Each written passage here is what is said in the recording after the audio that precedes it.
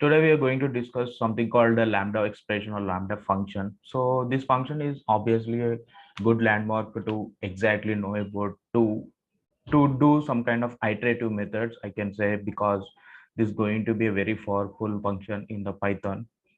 So how exactly this going to be looks like means we use a keyword called lambda. So whenever you encounter some of the lambda in the some kind of the u variable you can assign, that will going to be iteratively happen without using any for loop. So this is going to be happen within a line. So it is very complex function because some of the operators and some of the you can say categorical variables which are going to be used in terms of data cleaning and also the pre-processing steps. That's why we are using most probably lambda functions and also some other functions we also use. We're going to see that in this notebook.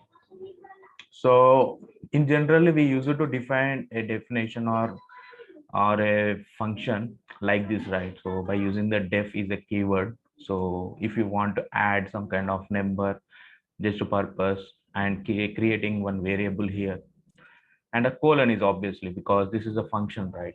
So whenever you enter the colon, it's obviously some kind of function or loop or some kind of if else statement or for loop while loop. So it will going to give as this indentation. After that only you have to write it. Okay, if you write from the definition onwards, it will throw some error. We have already seen that indentations and comments in one of the notebook. So this is how it's going to be works out, but instead of this we also use something called lambda. So similar way it is going to be works, but here we are using two lines of the code, but here just using one line of the code. So that's why the lambda function is very powerful. We have to write in the specific way of format in the one line of itself.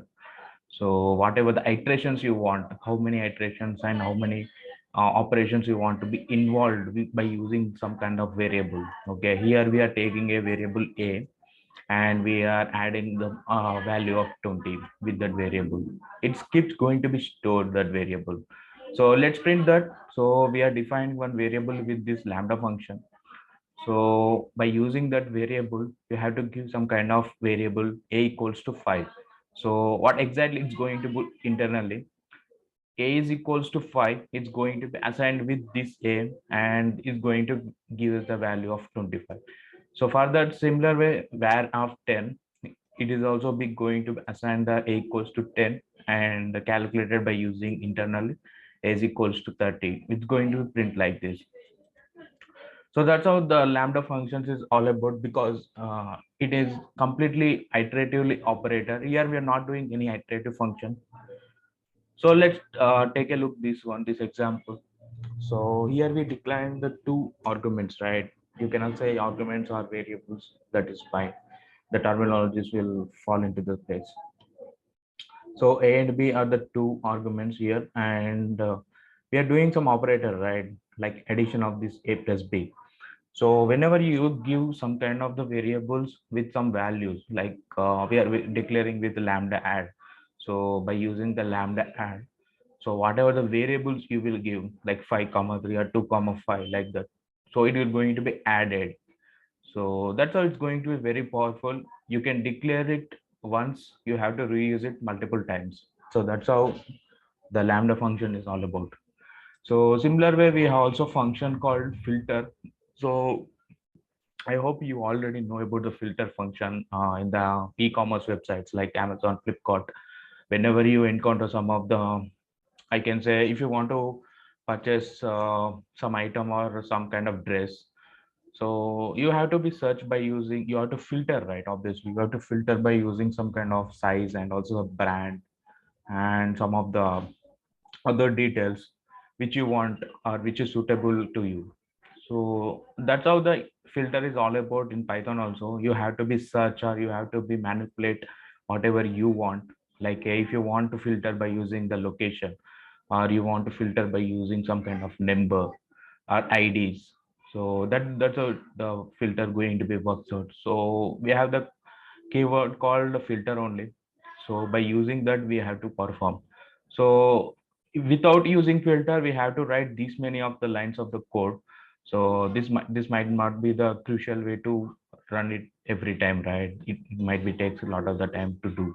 in couple of the complexity of the code, I can say. Not here, because here it is very small code. In some complex systems and some complexity of the machinery, it might be takes a lot of the time. So because of the huge number of the data, right? Obviously, similar way we have also create by using the filter. So by using the filter, take a list for this. This is the original list, you can see.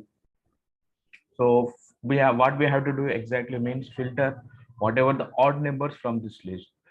So by using the logic, I think you already know about it, right? It is I can say divided by the two, and which is not equal to the two, then not equal to the zero, then only it is odd, right? So it's going to be computed for every element in the list, and it's going to be stored as a filter list. That is going to be odd list, right? Obviously. So it's going to be give as a result whatever the values we are getting by using this list.